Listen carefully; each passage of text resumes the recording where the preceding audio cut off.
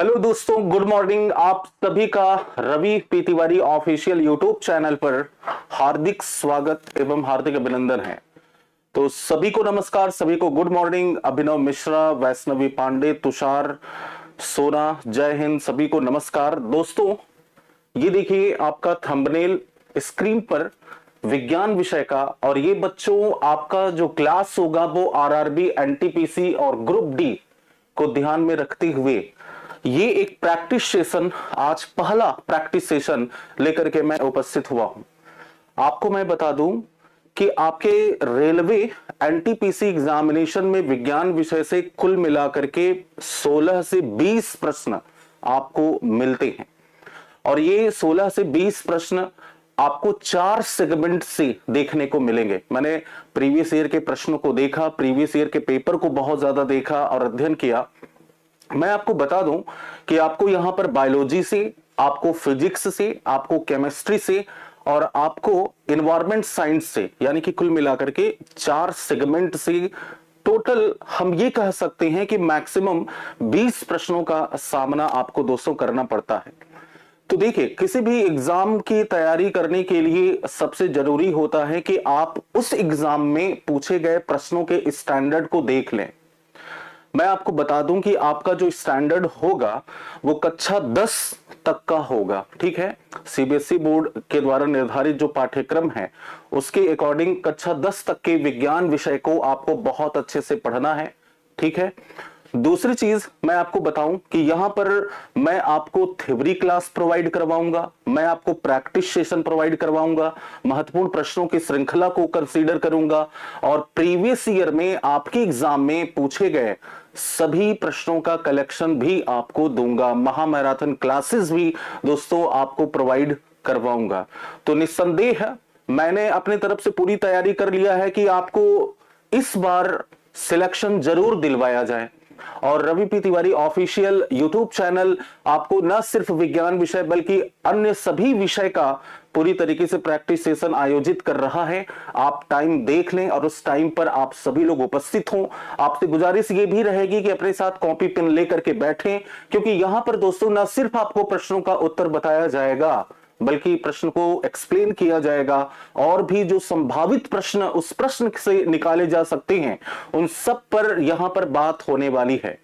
तो मेरा आप सभी से गुजारिश है कि आप लोग जैसे जैसे जुड़ेंगे दोस्तों, क्लास को शेयर करिएगा, क्लास को लाइक करिएगा। आपकी संख्या बहुत ज्यादा एक टीचर को मोटिवेट करता है।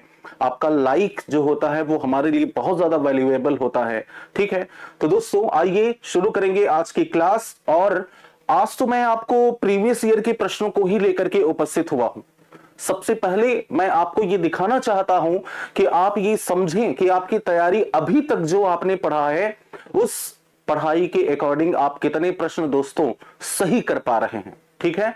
फिर कल मैं आप लोगों को पूरी विधिवत अपना प्लानिंग समझाऊंगा कि विज्ञान विषय के कौन कौन से टॉपिक, कौन कौन से चैप्टर आपको पढ़ने हैं, किस चैप्टर पे आपको ज्यादा काम करना है, ये आपसे भी पूछूंगा, ठीक है।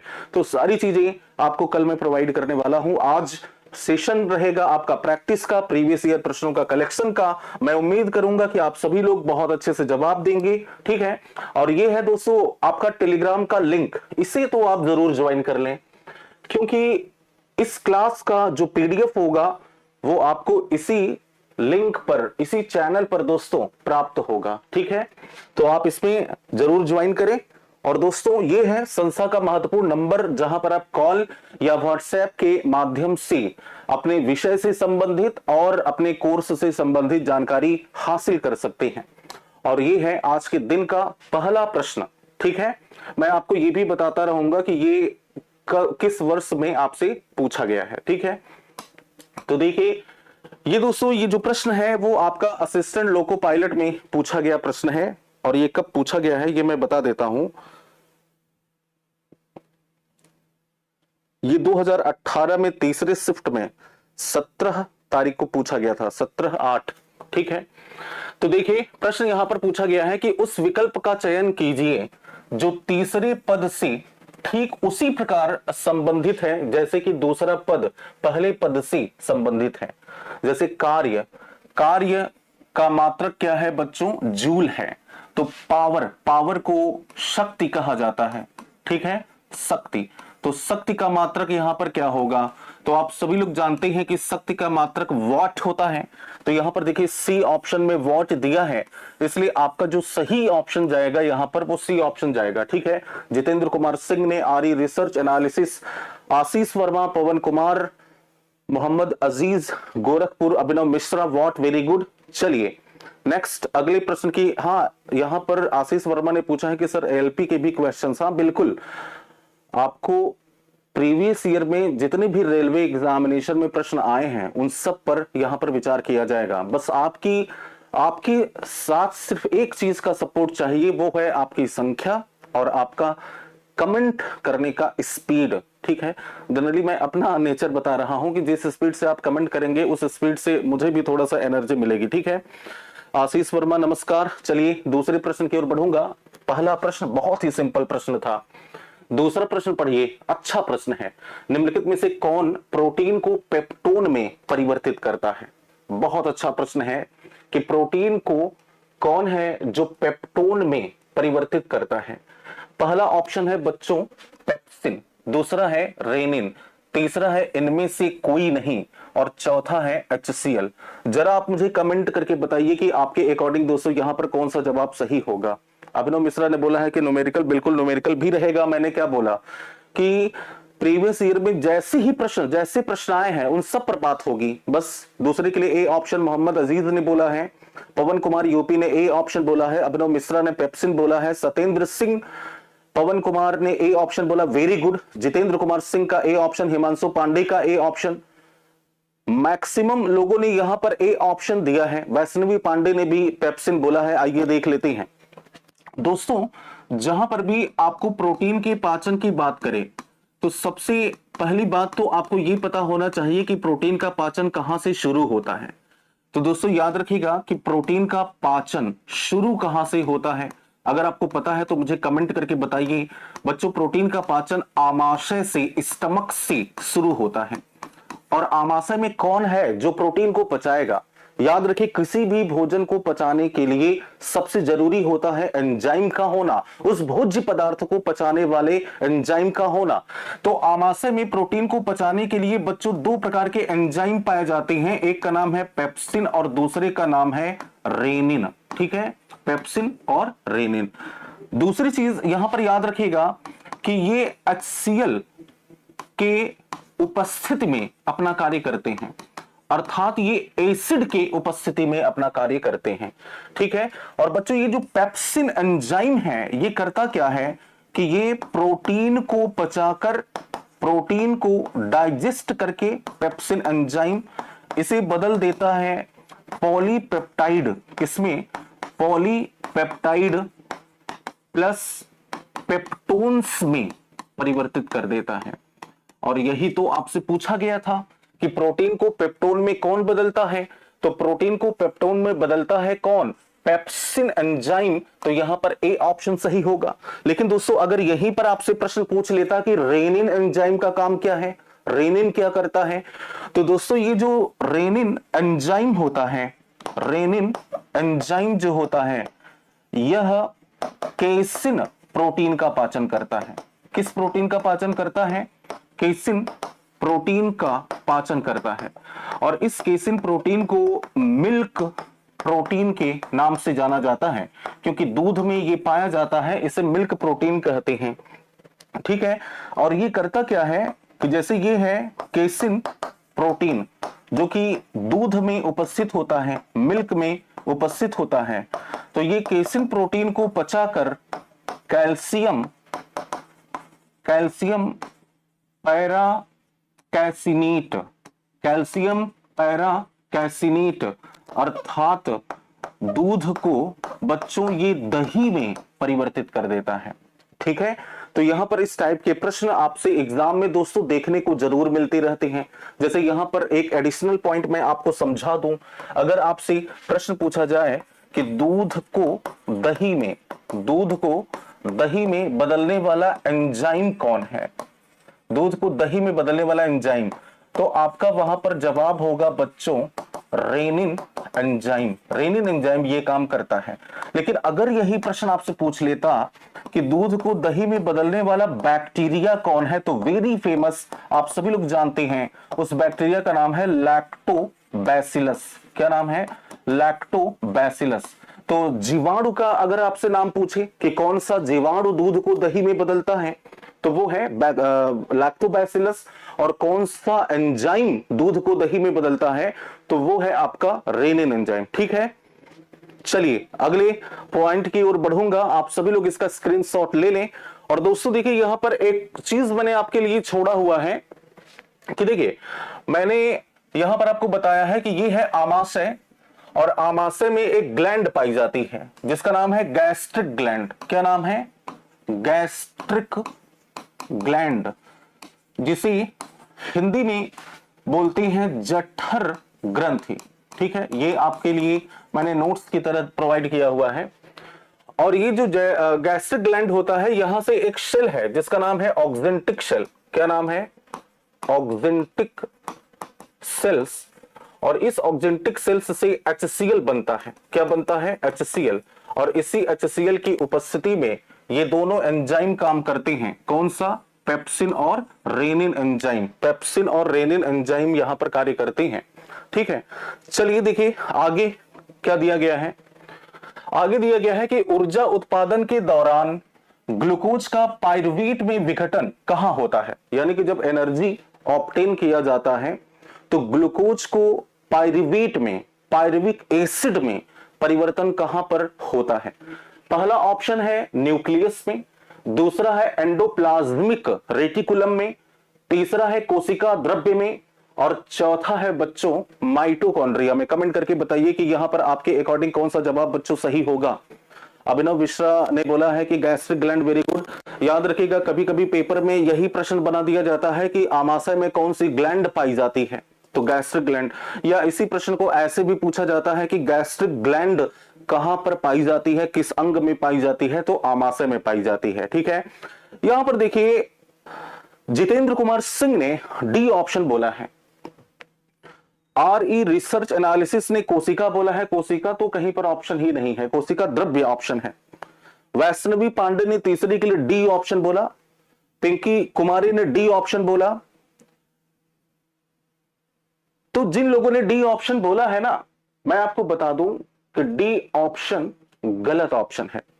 यहां पर दोस्तों आपका सही ऑप्शन होगा सी ऑप्शन।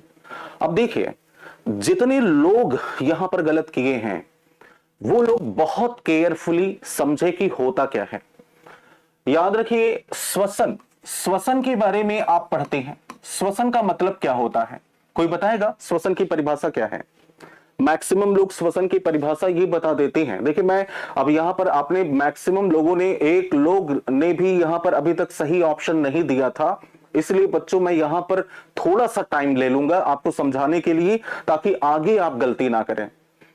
बच्चों, ये श्वसन का मतलब होता है, जहां पर भी श्वसन की बात करें वहां पर आप तुरंत एक लाइन में उसको बताइए कि ग्लूकोज का ऑक्सीकरण करना, यानी ग्लूकोज को ऑक्सीडाइज करके, ग्लूकोज को बर्न करके वहां से ऊर्जा प्राप्त करना, एनर्जी प्राप्त करना ही क्या कहलाता है? श्वसन कहलाता है। और बच्चों याद रखिएगा कि ये जो श्वसन होता है इसके रिएक्शन आप सभी को पता होगा कि जैसे ये है ग्लूकोज C6H12O6, ऑक्सीजन की सहायता से इसका ऑक्सीडेशन होगा, और जब ऑक्सीजन की सहायता से इसका ऑक्सीडेशन होगा तो बनेगा बच्चों कार्बन डाइऑक्साइड बनेगा, वाटर बनेगा, और यहां से ऊर्जा, एनर्जी मुक्त होती है। तो वास्तव में ये जो रिएक्शन है दोस्तों, ये आपको सिर्फ याद करने के लिए बता दिया जाता है। ये रिएक्शन बहुत बड़ी है और ये 2 स्टेप में पूरी होती है। जैसे ये देखिए, ये है ग्लूकोज C6H12O6। तो सबसे पहले इस ग्लूकोज का परिवर्तन होता है किसमें? पायरुविक एसिड में। किसमें परिवर्तन होता है? पायरुविक एसिड में। और ग्लूकोज से पायरुविक एसिड का परिवर्तन होना ये कहलाता है बच्चों ग्लाइकोलिसिस कहलाता है। वेरी इंपॉर्टेंट पॉइंट याद रखेगा। कभी कभी पेपर में ये प्रश्न आया हुआ है कि ग्लूकोज से पायरुविक एसिड का बनना क्या कहलाता है? तो ग्लूकोज से पायरुविक एसिड का बनना ग्लाइकोलिसिस कहलाता है, ग्लाइकोलिसिस कहलाता है। अब देखिए यहां पर यह प्रक्रिया बच्चों हमारे कोशिकाओं के कोशिका द्रव्य में होती है, कोशिका द्रव्य में, साइटोप्लाज्म में होती है। और यही तो प्रश्न है कि ग्लूकोज का पायरुवेट में विघटन, यानी ग्लूकोज से पायरुविक एसिड का बनना, पायरुवेट का बनना, ये कहां पर कंप्लीट होता है? तो बच्चों ये कंप्लीट होता है कहां पर? कोशिका द्रव्य में। हमने यहां पर सी ऑप्शन लगा दिया। अब देखिए कुछ आगे भी समझिए, ये जो पायरुविक एसिड बना है बच्चों, इस पायरुविक एसिड का भविष्य इस बात पर डिपेंड करता है कि कोशिका है या ऑक्सीजन है या नहीं है, ऑक्सीजन की मात्रा पर डिपेंड करता है। और अगर कोई जीव यूकैरियोटिक कोशिका से मिलकर बना है, यूकैरियोटिक है, जैसे हम लोग यूकैरियोटिक हैं, तो नो डाउट हमारे पास ऑक्सीजन होगा, क्योंकि हमारे सेल में ऑक्सीजन को कैरी करने की रिस्पॉन्सिबिलिटी किसके पास है? हमारे सेल में ऑक्सीजन को कैरी करने की रिस्पॉन्सिबिलिटी माइटोकॉन्ड्रिया के पास है, माइटोकॉन्ड्रिया के पास। तो देखिए in the presence of oxygen, यहां पर मैं लिख दे रहा हूं, in the presence of oxygen, oxygen के उपस्थिति में ये पायरुविक एसिड बदल जाएगा कार्बन डाइऑक्साइड में, जल में, प्लस मोर एनर्जी, अधिक ऊर्जा यहां से मुक्त होगी। और बच्चों ये प्रक्रिया यहां से यहां तक की प्रक्रिया कहां पर होगी? यहां से यहां तक की प्रक्रिया माइटोकॉन्ड्रिया में कंप्लीट होती है। कहां पर? माइटोकॉन्ड्रिया में कंप्लीट होती है। लेकिन अगर कोई जीव निम्न कोटि का है, जैसे बैक्टीरिया है, तो उसमें तो माइटोकॉन्ड्रिया होता नहीं है, तो इसका मतलब उसमें ऑक्सीजन क्या रहेगा? अनुपस्थित रहेगा, O2 एब्सेंट रहेगा। तो यहां पर बन जाता है एथिल अल्कोहल और लेस एनर्जी, बहुत कम ऊर्जा यहां से मुक्त होती है। और इस वाले ऊपर वाली प्रोसेस को बोलती हैं ऑक्सीश्वसन। क्या बोलती हैं? ऑक्सीश्वसन, क्योंकि वहां पर ऑक्सीजन है। और नीचे वाली जो प्रक्रिया है ये कोशिका द्रव्य में ही पूरी होती है। कहां पर? कोशिका द्रव्य में ही पूरी होती है। और इस वाले प्रक्रिया को बोलती हैं, नीचे वाली प्रक्रिया को बोलती हैं अनाक्सी श्वसन। कैसा श्वसन बोलती हैं? अनाक्सी श्वसन। तो देखिए ऑक्सी श्वसन और अनाक्सी श्वसन में डिफरेंस क्या है? ऑक्सी श्वसन दो जगह पर पूरा होता है, आधा कोशिका द्रव्य में और आधा माइटोकॉन्ड्रिया में। और अनाक्सी श्वसन, एनएरोबिक रेस्पिरेशन, सिर्फ और सिर्फ कहां पर कंप्लीट होता है? कोशिका द्रव्य में कंप्लीट होता है। ठीक है, तो अगर आपसे पूछ ले कि ऑक्सी श्वसन कहां पर कंप्लीट होता है, तो कोशिका द्रव्य और माइटोकॉन्ड्रिया में। और अनाक्सी श्वसन कहां पर कंप्लीट होता है? सिर्फ और सिर्फ कहां पर? कोशिका द्रव्य में। चलिए नेक्स्ट अगले प्रश्न की ओर बढ़ूंगा। इस प्रश्न के लिए जो आपका जवाब सही होगा वो सी ऑप्शन। और अगर यही प्रश्न पूछ लेता कि ग्लूकोज से कार्बन डाइऑक्साइड कहां बनता है, ग्लूकोज से कार्बन डाइऑक्साइड का बनना, ऊर्जा निकलना, तो ये आपका जवाब बच्चों कोशिका द्रव्य और माइटोकॉन्ड्रिया दोनों वहां पर सही होता। खैर आते हैं चौथे प्रश्न की ओर। चौथा प्रश्न बच्चों आपके सामने स्क्रीन पर ये है। प्रश्न पूछा है कि निम्नलिखित में से कौन सा जंतुओं का सबसे बड़ा समूह है? कौन सा सबसे लार्जेस्ट है? पहला निमेटोडा, दूसरा पोरीफेरा, तीसरा आर्थ्रोपोडा, चौथा मोलस्का। कमेंट करके बताइए कि यहां पर आपके अकॉर्डिंग बच्चों कौन सा जवाब सही विकल्प होगा। फास्ट कमेंट करेंगे, ठीक है। सबसे बड़ा कौन सा जीव है, मतलब कौन सा फाइलम है? आर रिसर्च एनालिसिस एनाएरोबिक ऑक्सीजन के बिना होता है और जो है याद रखिएगा कोशिका द्रव्य में होता है एनाएरोबिक रेस्पिरेशन। और एरोबिक रेस्पिरेशन यानी कि ऑक्सीश्वसन आधा कोशिका द्रव्य में, आधा मतलब कहां से कहां तक? ग्लूकोज से पायरुविक एसिड का बनना कोशिका द्रव्य में, फिर पायरुविक एसिड से कार्बन डाइऑक्साइड और जल का बनना वो माइटोकॉन्ड्रिया में होता है। अभिनव मिश्रा ने कीट जगत बोला है। अगर आप कीट जगत की बात करेंगे तो आपका जवाब इंसेक्टा होना चाहिए। और आर्थ्रोपोडा को 3 क्लासेस में डिवाइड किया गया है। आर्थ्रोपोडा वास्तव में फाइलम की बात है और यहां पर आपसे फाइलम की बात करा गया है, तो आपका सी ऑप्शन यहां पर सही होगा। जितने भी कीड़े मकोड़े हैं, जो समुद्री कीड़े मकोड़े हैं, उन सबको भी यहां पर रखा गया है आर्थ्रोपोडा में, तो सी ऑप्शन सही होगा। ये सबसे बड़ा संघ है जंतुओं का, याद रखिएगा जंतुओं का सबसे बड़ा संघ वो है आर्थ्रोपोडा। और मोलस्का, याद रखिएगा, जंतुओं का दूसरा सबसे बड़ा संघ मोलस्का है। तो फर्स्ट लार्जेस्ट फाइलम कौन है? वो है आर्थ्रोपोडा। और सेकंड लार्जेस्ट फाइलम कौन है? वो है मोलस्का।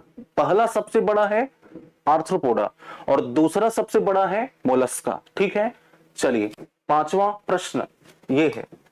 पांचवा प्रश्न पूछा है कि बढ़ते भ्रूण के धारण और पोषण के लिए हर महीने मादा प्रजनन प्रणाली का कौन सा हिस्सा अपने आप तैयार करता है? यानी कि जो फीमेल रिप्रोडक्टिव सिस्टम है वो भ्रूण के निर्माण और विकास के लिए कौन सा तंत्र, कौन सा अंग हर महीने डेवलप होता है? पहला है गर्भाशय ग्रीवा, दूसरा है गर्भाशय, तीसरा है योनि, चौथा है अंडाशय। कमेंट करके बताइए कि यहां पर आपके अकॉर्डिंग बच्चों कौन सा जवाब सही होगा। ठीक है, चलिए कमेंट करिए। अभिनव मिश्रा ने बोला है बोथ। अभिनव मिश्रा ने बोला अंडाशय। जोरावर ने ए ऑप्शन बोला है, गर्भाशय ग्रीवा। इसे सर्विक्स बोलते हैं इंग्लिश में, और ये नहीं होता। ठीक है, आपका सही जवाब है बी ऑप्शन, यानी कि जो भ्रूण है उसका वृद्धि और विकास कहां पर होता है? तो वो यूटेरस में होता है। कहां पर? यूटेरस में होता है। ठीक है, अंडाशय, अंडाशय जो होता है इसके बारे में याद रखेगा कि अंडाशय जैसे इंग्लिश में बोलती हैं ओवरी। क्या बोलती हैं? ओवरी। और यह मादा प्राथमिक जनन अंग है, महिलाओं का प्राथमिक जनन अंग है। और प्राथमिक जनन अंग उसी को कहा जाता है जहां से दो चीजें बने। यहां से पहला चीज बनता है मादा युग्मक, और जो मादा युग्मक है यानी कि जो फीमेल गैमीट है उसका निर्माण होता है यहां से, जिसे ओवम कहते हैं, अंडाणु कहते हैं। और यहीं से बच्चों फीमेल सेक्स हार्मोन बनता है। और जो फीमेल सेक्स हार्मोन बनता है उसमें से एक है एस्ट्रोजन। क्या है? एस्ट्रोजन। और दूसरा है प्रोजेस्टेरॉन। ठीक है, प्रोजेस्टेरॉन। ठीक है, तो आपका यहां पर जो जवाब सही होगा वो बी ऑप्शन सही जवाब होगा। चलिए, चंचल शर्मा ने बी ऑप्शन बोला, आरई रिसर्च एनालिसिस ने बी ऑप्शन, प्रियांश कुमार ने यहां पर सी ऑप्शन बोला है, गलत है। ठीक है, चलिए नेक्स्ट अगला है। ये देखिए गर्भाशय का एक स्ट्रक्चर है यहां पर, सॉरी पूरा फीमेल रिप्रोडक्टिव सिस्टम का। तो ये देखिए ये है फैलोपियन ट्यूब, ये फैलोपियन ट्यूब है।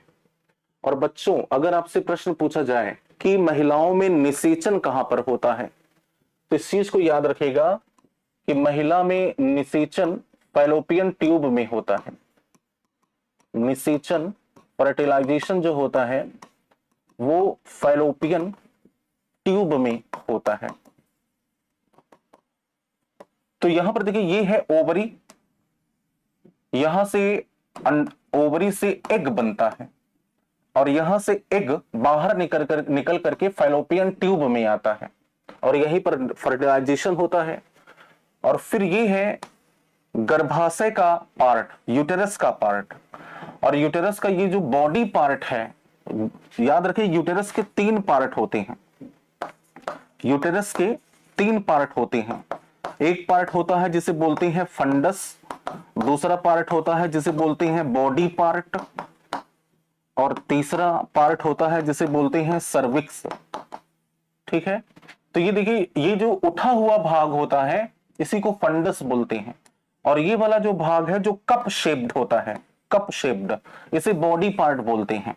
और जो अंदर वाला नीचे वाला जो भाग होता है उसे सर्विक्स बोलते हैं। महिलाओं में जनरली जो आप ये सुनते हैं कि सर्वाइकल कैंसर हो गया है या जो यूटेरस का कैंसर हो जाता है, तो महिलाओं में यूटेरस का कैंसर होना ये एक नॉर्मल कैंसर होता है। जिस प्रकार से पुरुषों में प्रोस्टेट कैंसर होना पुरुषों के लिए एक नॉर्मल कैंसर होता है, सेम ऐसे ही महिलाओं में सर्वाइकल कैंसर या फिर यूटेरस का कैंसर होना ये एक उनमें मतलब नॉर्मल कैंसर की टाइप होती है। ठीक है, तो यहां पर देखिए ओवरी से बना है एग, फिर फैलोपियन ट्यूब में इसका फर्टिलाइजेशन होगा और ये जो बॉडी पार्ट है जिसे यहीं पर एंडो ब्लड की लेयर्स जमा होती रहती हैं, ये ब्लड की लेयर्स जमा होती रहती हैं, इसी को एंडोमेट्रियम कहते हैं। और यहीं पर जो गर्भ होता है यानी कि जो भ्रूण होता है वो यहीं पर वृद्धि और विकास करता है। ठीक है, तो इस प्रश्न के लिए आपका जवाब सही था क्या? गर्भाशय। ठीक है, चलिए नेक्स्ट अगला पॉइंट। प्रश्न है कि दांतों में सड़न शुरू हो जाती है जब मुंह का पीएच से कम, फिल इन द ब्लैंक्स, फिर से कम होता है। दोस्तों जनरली आपने देखा होगा कि कुछ व्यक्ति आपको ऐसे मिलती हैं जिनके दांत में मतलब कि सड़न होने लगती है। सड़न होने का मतलब उनका दांत कमजोर होने लगता है अति अम्लता के कारण, हाइपर एसिडिटी के कारण। तो प्रश्न यहां पर यह पूछा है कि कितना पीएच से कम हो जाता है कि दांतों में सड़न पैदा हो जाती है। तो पहला है 5.7, दूसरा है 5.5, तीसरा है 5.6 और चौथा है 5.4। तो मुझे यहां पर आप सभी लोग कमेंट करके बताइए कि आपके अकॉर्डिंग कौन सा जवाब सही होगा। अब देखिए मैं आपको एक चीज, इस प्रश्न को बहुत केयरफुली समझिए।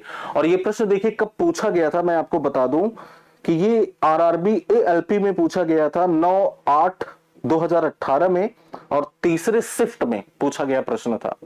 कब पूछा गया था? ये एएलपी में पूछा गया था 9/8/2018 में। ठीक है, थर्ड शिफ्ट में पूछा गया था। मैं यहां पर इस प्रश्न, ये प्रश्न बहुत सिंपल है, आपका जवाब सही होगा यहां पर 5.5। लेकिन बच्चों यहां पर देखिए जो पीएच का रेंज दिया है वो कितना मतलब सीक्वेंस से दिया है। तो कभी कभी एएलपी का जो साइंस होता है या एएलपी का जो रेलवे का, स्पेशली रेलवे का जो साइंस होता है या रेलवे की जो अन्य आपके हिस्ट्री, ज्योग्राफी आदि विषय जो होते हैं उसमें बहुत ही एग्जैक्ट जानकारी आपसे पूछी जाती है। अब देखिए कायदे से अगर किसी भी कोशिका की संख्या, किसी भी कोशिका का आकार, पीएच का जो रेंज होता है, ये सब तो रेंज के फॉर्मेट में होते हैं। जैसे यहां पर देखिए कह रहा है कि 5.4, 5.5, ये 5.4, ठीक है, 5.6, 5.7, तो देखिए 0.1 का डिफरेंस सब में दिया है।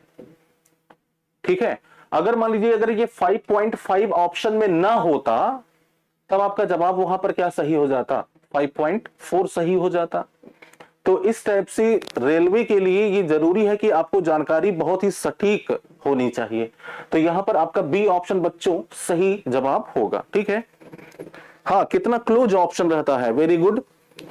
इस टाइप से ही चीजें आपको तैयार करनी होती हैं, एकदम एग्जैक्ट जानकारी आपके पास होनी चाहिए। नेक्स्ट देखिए सातवां प्रश्न। सातवां प्रश्न आपसे पूछा गया है, अच्छा ये पीएच के बारे में दिया गया है, इसका आप स्क्रीनशॉट ले लीजिएगा।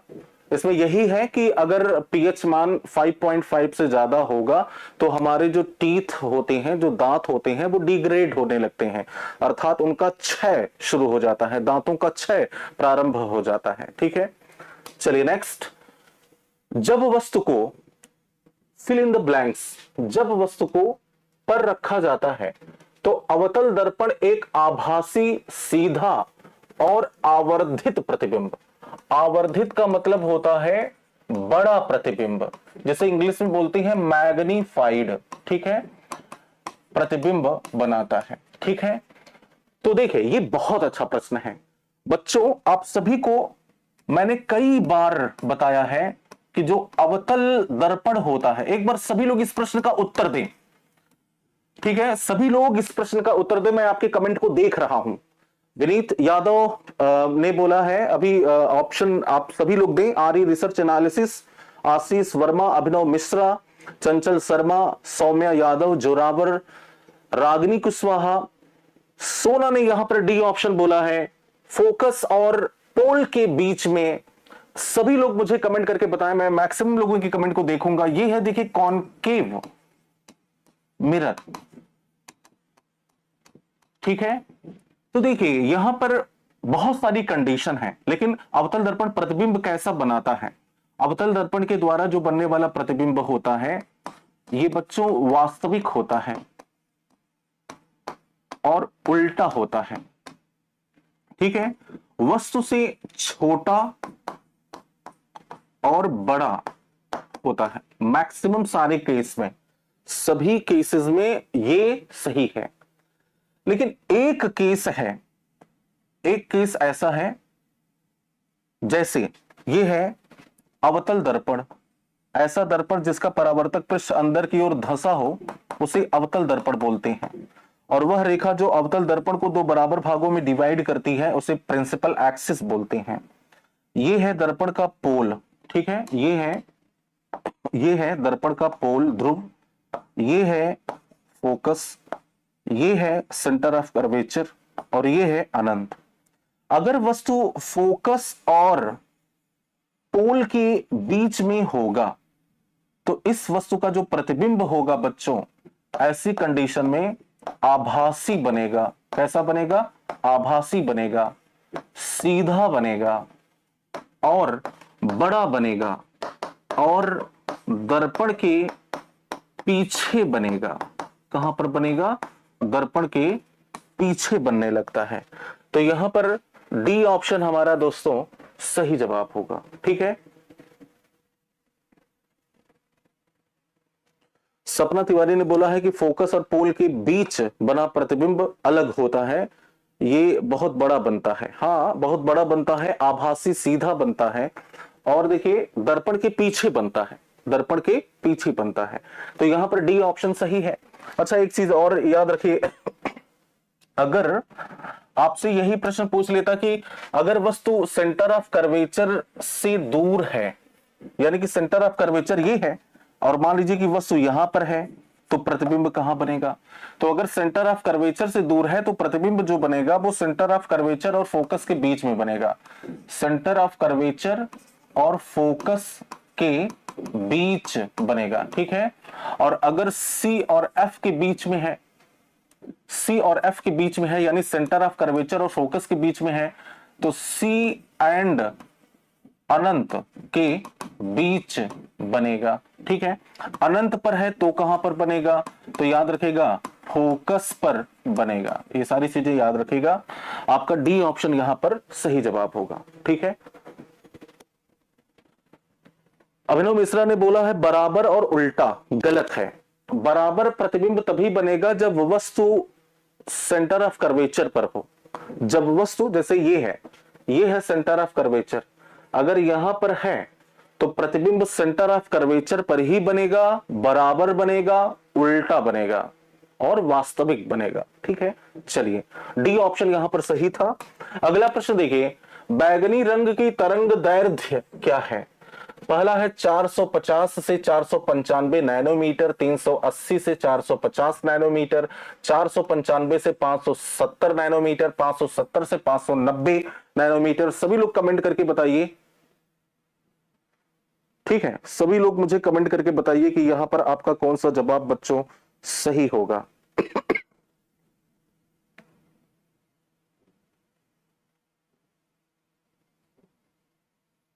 तो बच्चों यहां पर आपका जवाब सही होगा 380 से 450 नैनोमीटर, बी ऑप्शन सही होगा। आप सभी लोग जानते हैं कि जो दृश्य प्रकाश होता है, विजिबल लाइट जो होती है, दृश्य प्रकाश जिसे विजिबल लाइट कहते हैं, ठीक है। इस दृश्य प्रकाश में 7 रंगों का मिश्रण पाया जाता है, 7 रंगों का मिश्रण पाया जाता है। इसमें से एक है जैसे बैगनी, बैगनी का वेवलेंथ सबसे कम होता है, फिर उसके बाद जामुनी, ठीक है, जिसे इंडिगो, इंग्लिश में क्या बोलते हैं, इसे इंडिगो बोलते हैं, ठीक है, विबग्योर, फिर नीला, नीला का वेवलेंथ इससे ज्यादा होगा, फिर बच्चों हरा, फिर पीला, फिर नारंगी, और सबसे ज्यादा वेवलेंथ किसका होता है, लाल का, ठीक है। तो सबसे कम वेवलेंथ किसका है, बैगनी का, तो बी ऑप्शन यहां पर बच्चों सही जवाब होगा, ठीक है, स्क्रीनशॉट लीजिए। बैगनी रंग की सबसे कम होती है, वेरी गुड सौम्या यादव।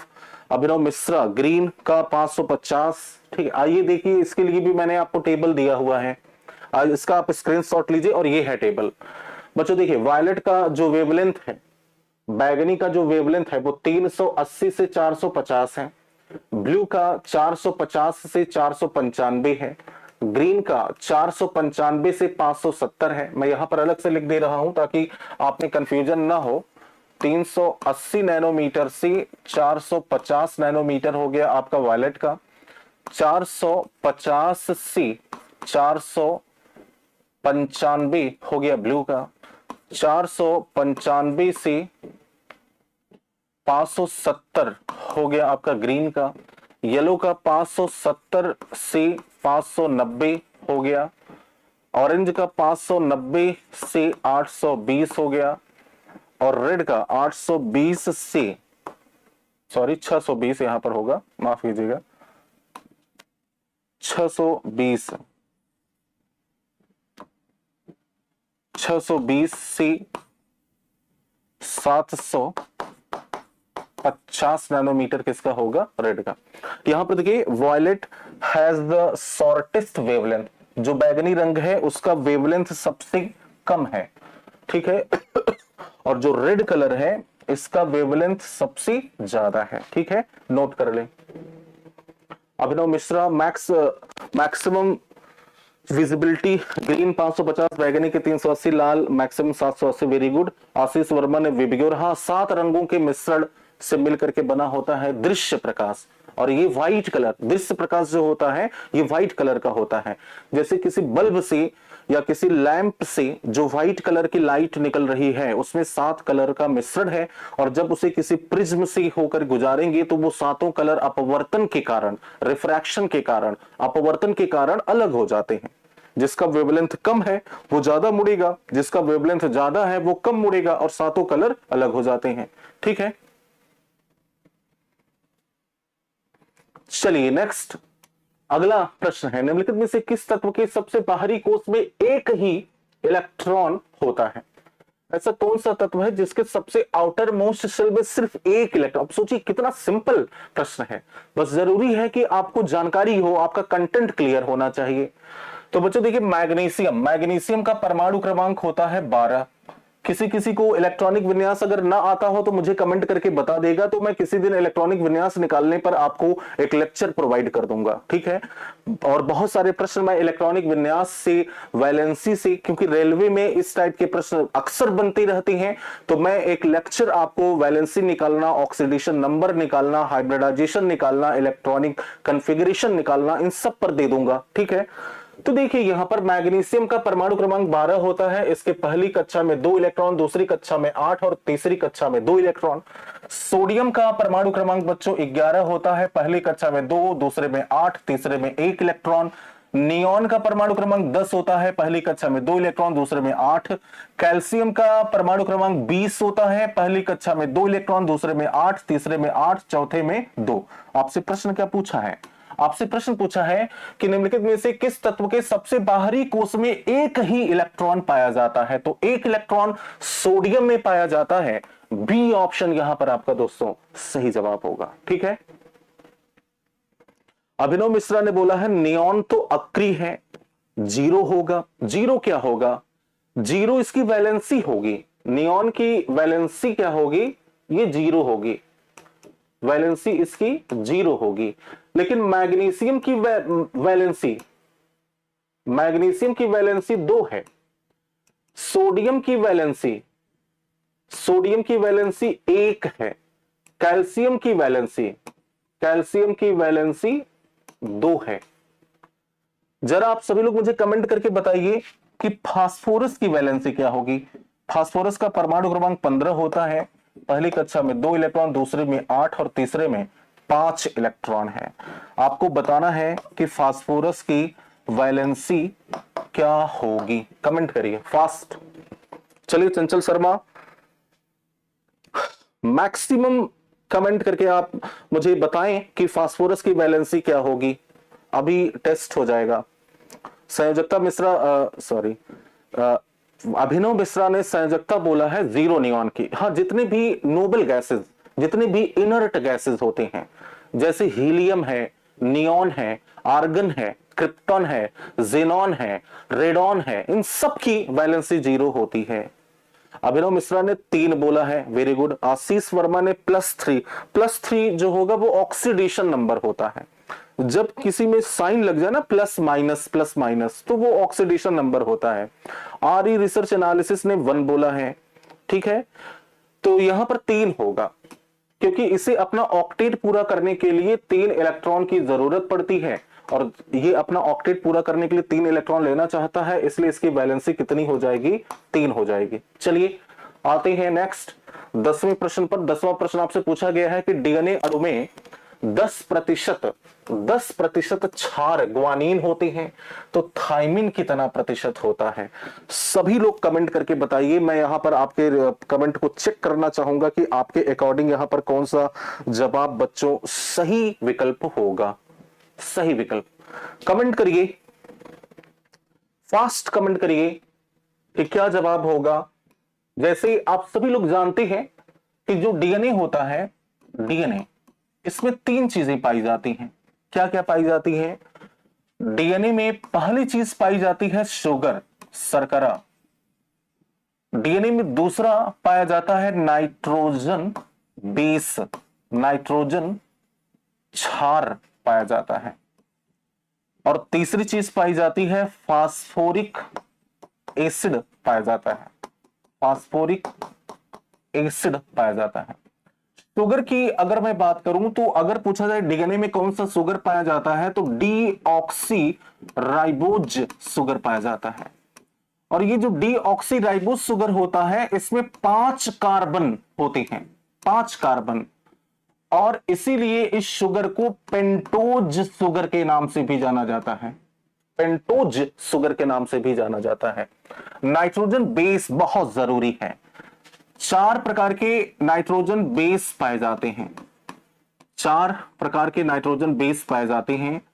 पहला है एडिनिन, क्या पाया जाता है? एडिनिन। दूसरा है गुआनिन, गुआनिन पाया जाता है। तीसरा है साइटोसिन, और चौथा है थाइमिन पाया जाता है, थाइमिन। थाइमिन को टी से प्रदर्शित करते हैं, साइटोसिन को सी से, गुआनिन को जी से, और एडेनिन को ए से प्रदर्शित करते हैं। अब बच्चों यहां पर याद रखिएगा, ये जो एडेनिन है, एडेनिन सदैव जुड़ता है थाइमिन के साथ, और गुआनिन सदैव जुड़ता है साइटोसिन के साथ, साइटोसिन के साथ। एडेनिन और थाइमिन को जोड़ने के लिए 2 हाइड्रोजन बॉन्ड पाए जाते हैं। देखिए यहां पर प्रश्न कैसे बनेगा, याद रखिएगा। प्रश्न बनता है कि एडेनिन के साथ कौन सा नाइट्रोजन बेस जुड़ता है, तो एडेनिन के साथ थाइमिन जुड़ता है, और गुआनिन के साथ 3 हाइड्रोजन बॉन्ड की मदद से, 3 हाइड्रोजन बॉन्ड की मदद से साइटोसिन जुड़ता है। अब परसेंटेज याद रख लीजिएगा।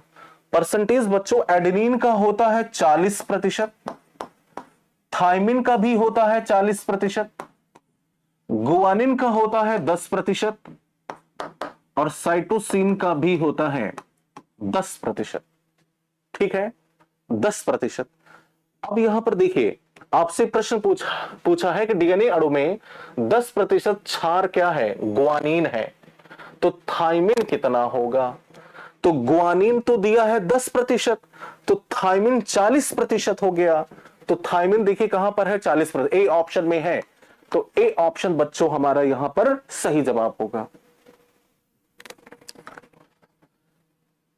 आरई रिसर्च एनालिसिस ने थाइमिन 30% लिखा है कि थाइमिन 30% हमने पढ़ा है। असंभव पढ़ाई किए हो, ठीक है।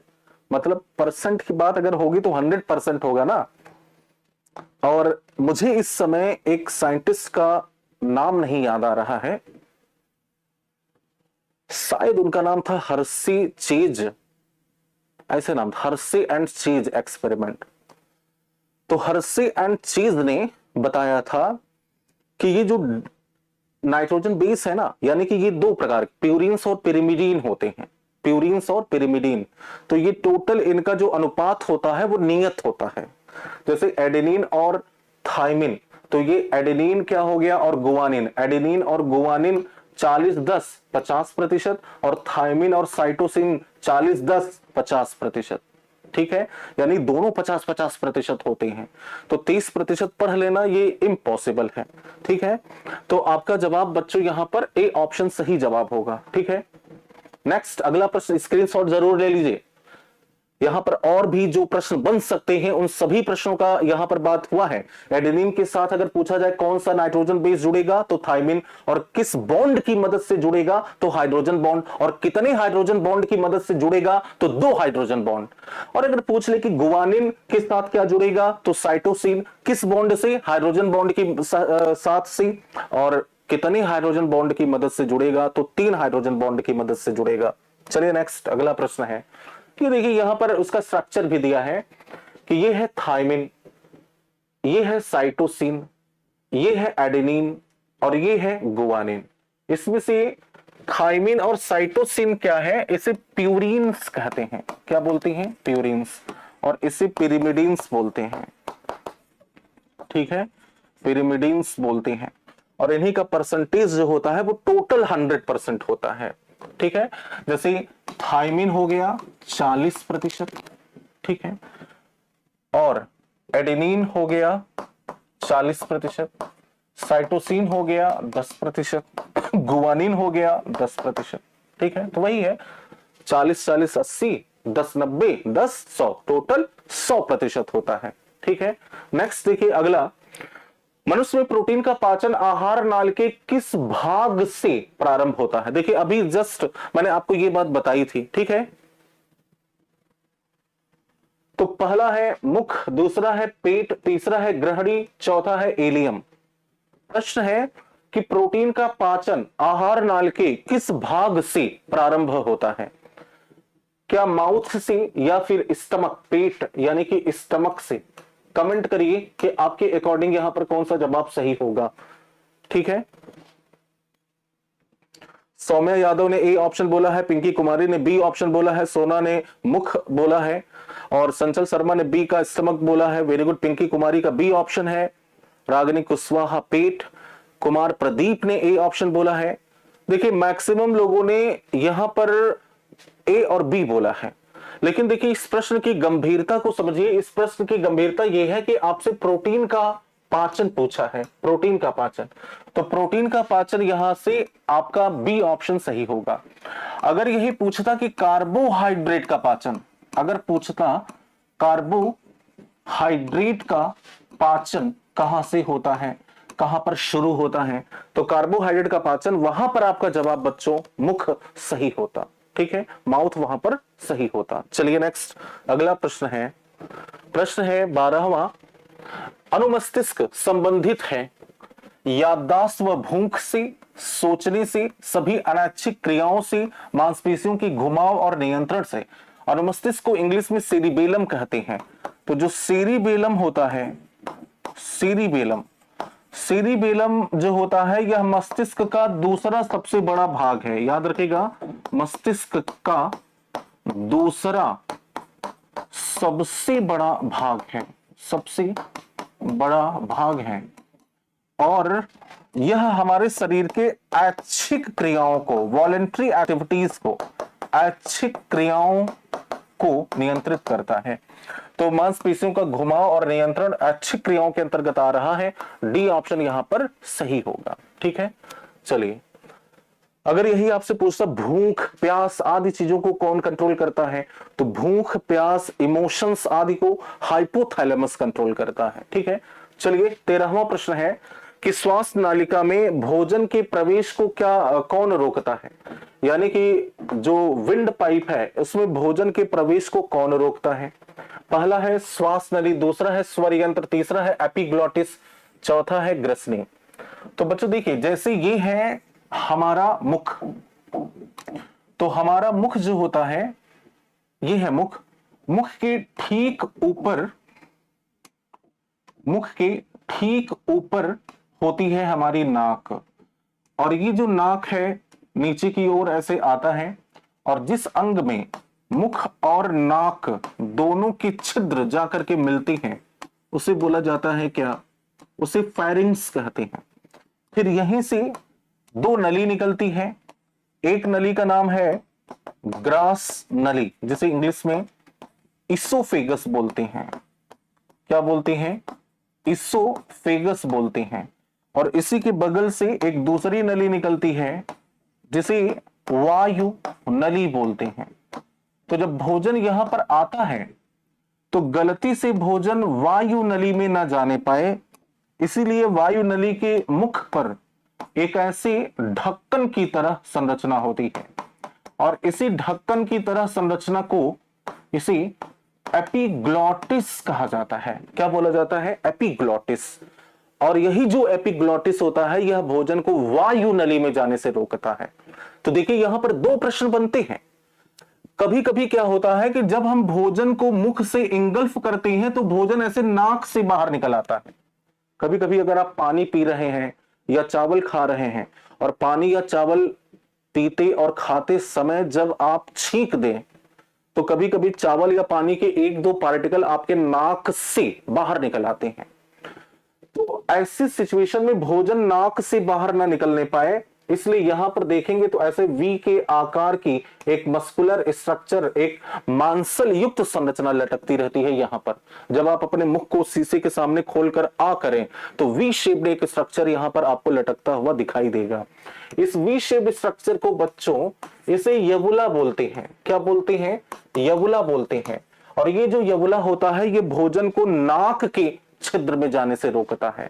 भोजन को वायु नली में जाने से रोकता है कौन? एपिग्लॉटिस। और भोजन को नाक के छिद्र में जाने से कौन रोकता है? यबुला। जैसे ये इस तरीके से लटक रहा है, ठीक है। और जब भोजन को आप इंगल्फ करेंगे, भोजन को निगलेंगे, तो जब भोजन ऐसे अंदर आएगा तो इसको टच करेगा, तो ये ऊपर उठ करके नाक के छिद्र को बंद कर देता है ताकि भोजन नाक से बाहर ना निकले। ठीक है, चलिए 13वां के बाद 14th प्रश्न, ये उसी का डायग्राम यहां पर बना था। मानव शरीर में कौन सा अमीनो अम्ल नियासिन में परिवर्तित होता है? ऐसा कौन सा अमीनो अम्ल है जो नियासिन में परिवर्तित होता है? मुझे कमेंट करके बताइए। कि मैं यहां पर ये दूसरी बार प्रश्न आपके सामने लेकर आ रहा हूं, मुझे उम्मीद है कि आप सभी लोग इसका सही जवाब देंगे।